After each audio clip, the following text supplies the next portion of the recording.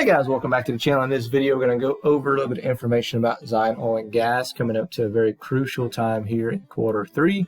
As stated in the annual shareholder meeting, we should know some type of testing results in Q3. So I want to go over a little bit of information about that. I want to go over a little bit of information about the license extension, the new license that they applied for. We'll talk about when their current license is up for expiration, and I'll kind of give you an estimate when I think we may hear something from them, and also just several different scenarios on what could happen over the next few months, and really just to kind of help everyone prepare, right? And that's kind of what we need to do now, and we've really been doing as time goes along. That's what I'm working on doing as well. I'm just going to go over a few different scenarios on what we can see what to do. So before we get into it, remember, not a financial advisor. Make sure that you do your own research. Also, if you find value in the video, smash the thumbs up button, subscribe to the channel if you enjoy the content, hit the notification bell. That way YouTube can let you know every time I release new content. So let's dive into it, guys. So Zion Oil and Gas, November 30th, 2021 had released an update saying that they had got an extension for 8 months. All right, so it says, it's our joy to report to you this morning that the MJ license has been extended for another 8 months for the purpose of full testing of Zion's MJ2 well, and just confirmed with Reagan from Zion Oil and Gas that that's still in effect, and it'll have an expiration date of August. All right. I also asked him just to make sure. I said, okay, the license that we applied for and everything was for a new license or for the current license. He said the extension was for 3 years on the current license. However, all the applications and everything that's recently been submitted is for a new license. And of course, he couldn't expand beyond that because the company hasn't expanded beyond that either. So when are we going to know something on if we get these extensions? And I think probably within the next few weeks, I would expect some type of news to come out about the licenses being granted. I don't know, if they have any type of, if they'll have any issue of getting an extension or not, as long as they have, good things put in place and they have something to present to the ministry. I did email the Ministry of Energy and I still haven't gotten a reply yet. As soon as I do, or if I do, then I'll for sure let you guys know if there's any good information that they can share with me, because I emailed them about the licenses and all that stuff. And last year they did reply to me a couple of times. This time it's been almost 2 weeks, even with a follow-up email, and I haven't gotten any type of response. So I just kind of want to go over a couple of different scenarios that I think can play out over the next couple of months. And I know that Zion said Q3, and for one, Q3, starts like tomorrow and it can last all the way through September. So don't expect anything to come out like tomorrow, right? So it could happen tomorrow, but the chances of that is highly unlikely.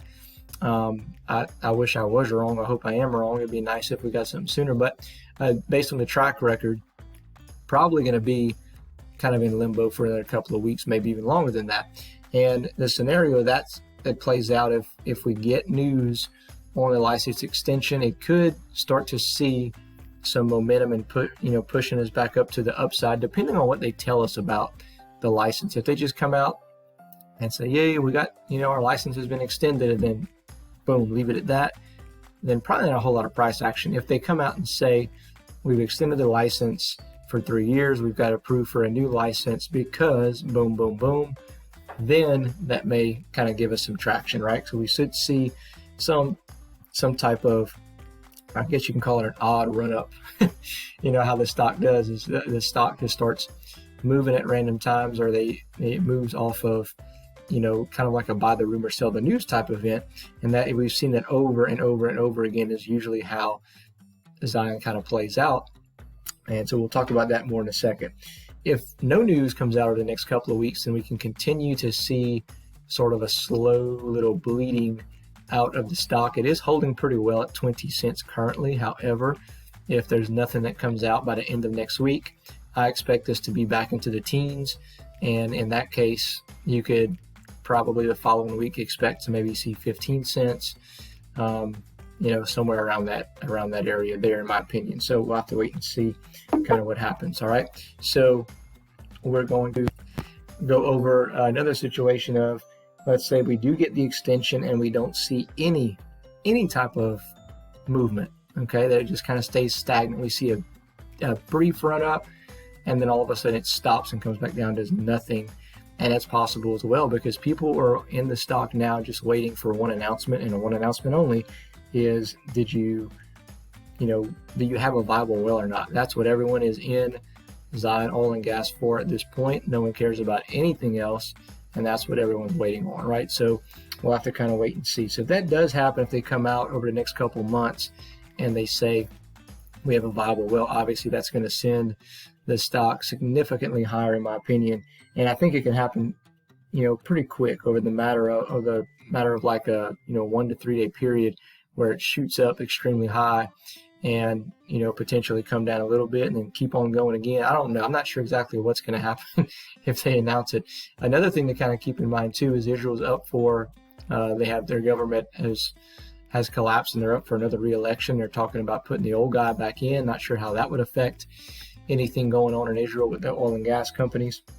So there's a lot of things to kind of think about and to play out. So I want to go over scenario one. Okay, my scenario one for me is, let's say before they announce anything about having oil or gas, the stock starts moving up based on, the licenses have been granted, or maybe they don't even announce that yet, and all of a sudden the stock starts moving up. All right, which is a possibility as well, just based off of previous experience. If for some reason it starts moving up based off of that, and let's say we get into like over to $1 or above $1 based off of them coming out saying, yes, licenses have been granted, good to go, then option one, what you can do obviously is hold and wait for the news, although I think that is kind of possibly a more riskier play. Option two would be to, if you're maybe at that point, if you're at $1 or above, you probably or should have at least doubled your initial investment, right? So if it gets to that point to where, let's say my average cost is 50 cents and it shoots up to $1, then what you can do is you can take your initial investment out, and then whatever's left over, basically the house money, you leave that in and kind of let it ride. Or option three, you could, let's say it gets up and you're up, your average cost is 30, 40, 50 cents and it goes up to $1, but they haven't announced they have a viable well yet. You could take everything out, take your profits, and just kind of wait on the sidelines and see what happens, because if for some reason they were to come out and say that they didn't, then obviously it's going to crash down. But if they said that they did, and it's only like a little bit further over $1 per share, then you could easily get back in at a decent amount and double, triple your money, I'm pretty sure, at that point as well. So that's one scenario that I kind of went through my mind. If even if they do announce that they have a commercially viable well, then you can still go that route of saying, you know what, I put in, $10,000, $20,000, $100,000 into the stock, or even if you put in like $500, $100 into stock, and some of you maybe got in at 20 cents, 18 cents, okay, things of that nature. When it doubles up, okay, let me just kind of show you hypothetically what that would look like. Okay, guys, so let's say just hypothetically I put in, $5,000, okay, and I bought in on an average, let's say I do it now and I buy it at roughly about 20 cents, okay. That means I have 25,000 shares currently, okay. Now let's say the price jumps up to 40 cents. Now the value of my account is now $10,000, all right. So what you can do there is say, you know what, I'm going to take 50% of that out because I've doubled my money, which means I'm going to pull my initial investment out, correct? So if I sell half of my shares, then basically I'm going to sell 12,500 shares, but I'll still have 12,500 shares, but at least you'll have all of that money that you initially put in, if that makes sense, okay? I still have 12,500 shares, and let's say it continues to move and all of a sudden it gets to, let's say, $1.25. Now you have $15,625 off of your $5,000 investment. That's a pretty substantial gain off of off of a penny stock on the OTC market. Okay, so I'm just kind of throwing some hypothetical situations out there. Another thing to do, obviously, is to hold on to your amount, which that same investment, without pulling half of it out, it goes to $1.25. That's, this is the profit that you make, as opposed to, the other amount that I just showed you there. So you're missing out on some money on the longer term, but you're kind of playing a little bit more safe on the shorter term. Okay, so you kind of have to just really figure out what is the best strategy for you at this point. All right, for me, if it gets down to below 20, in the 15 to 10 cent range, I'm coming in and buying more is my strategy here. And it is a little bit riskier play. Okay, but the amount of shares that I have a lot of shares to where if I do go the route of taking half of it out, I still have a very large amount, in my opinion, for me. Okay, remember, for me, okay, it's my money, it's my financial situation, so you got to figure out what's a lot and what's beneficial for you. And if I take half of it out, I still have a substantial amount to where if the news comes out that it's a commercially viable well and it starts moving, then I'm still set, and I can still buy. I can take that initial investment I took out and get back in as well. Okay, another option too is, obviously, if you guys got in at let's say you got in at 10 cents or 15 cents or whatever, then obviously, if you're doing it like a swing trade or something, you can put stop losses in. But on that end, you probably should have already gotten knocked out by that point. So if you did your stop losses and it jumped up to 40 something cents, then probably at that point, if I had that big of a gain off of a 10-cent investment, I'm probably moving my stop loss up and being like, okay, if I fall below 5 or 10%, I'm going to get backed out and at least keep my keep my profits off of there, because you could almost get back in exactly where you are now. So anyway, guys, the ball's in their court, obviously, at this point. So we have to kind of be patient and see what happens. There's a lot of, what if this happens? What if that happens? Why are they being quiet? Why were they quiet at the annual shareholder meeting? Maybe it's because of this. Maybe it's because of that. There's not one person that knows except those people over there in the company. So I'm just going to urge you, continue to do your homework and manage your risk and come up with a plan that's best for you. Because at the end of the day, I'm not investing with your money and you're not investing with mine.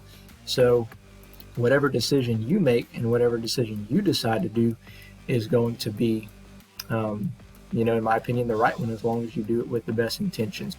I just wanted to give you that information there, guys. I don't want to come off as bearish or anything like that, because I'm not. I'm obviously bullish on the stock. I just want to, tell you that those are some options whenever the stock does decide to move. Okay, and I think that if they do come out and announce that they're it's a commercially viable well, it's going to move aggressive, and you don't want to be sitting there in front of your phone, in front of your computer, freaking out without a plan. Okay, so now's the time, in my opinion, to crunch some numbers, and that way, whenever it does come, it does happen, you're cool, you're calm, you're collected. You're not making a decision based on panic. You're making a decision based on something that you've already planned for, right? Okay, guys, so let's take a look at the charts and let's see what ZNOG is telling us. All right, guys, taking a look at Zion Oil and Gas, ticker symbol ZNOG, Z Dizzle, my nizzle. Okay, so we're going to take a look here, redraw the fib level, 42 cents is the high. Holding steady pretty well at about the 20 to 22 cent mark, which is good for us. Obviously, here was the big drop off from the annual shareholder meeting whenever John Brown decided to crash the stock. And then we talked about how we could move back up or just continue to trade up and down in this channel. And it kind of looks like that's what we're doing, which is, okay with me. And as long as we bounce off of that red SMA line, which is roughly at about 20 cents, we can hang out about there. We are fair value. We're still in a bearish pattern on the MACD indicator. However, the volume, as you see, the volume here on the selling side was just substantial. Now, not so much, right? People are, just kind of chilling, either accumulating or waiting. And eventually what will happen is hopefully we can start seeing some more movement up to the upside. Okay, so we'll have to kind of wait and see. So 22 is basically your first level of resistance, which we're very, very close to it. And then from there, 25, and then 29, and then 34, and then obviously 42. So interesting to see what happens in the next couple of weeks for sure, and see how this pans out for all of us that have been kind of waiting patiently, right? So, all right, guys, let me know your comments below. Other than that, we'll catch you in the next one.